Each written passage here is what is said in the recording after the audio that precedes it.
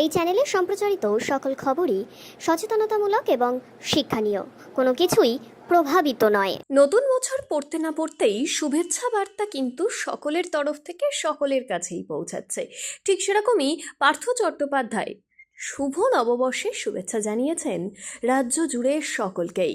শোনাবো তিনি কি বললেন।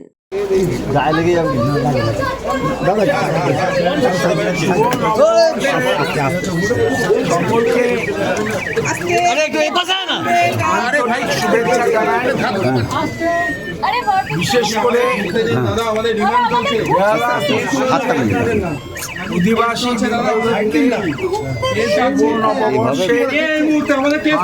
অভিনন্দন জানাই।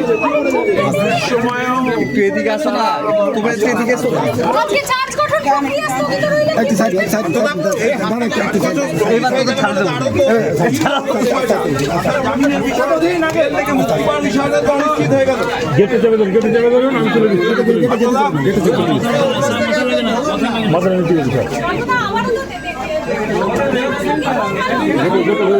ঢুকে যাচ্ছি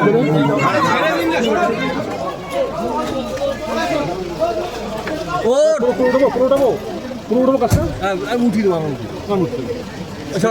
দেখি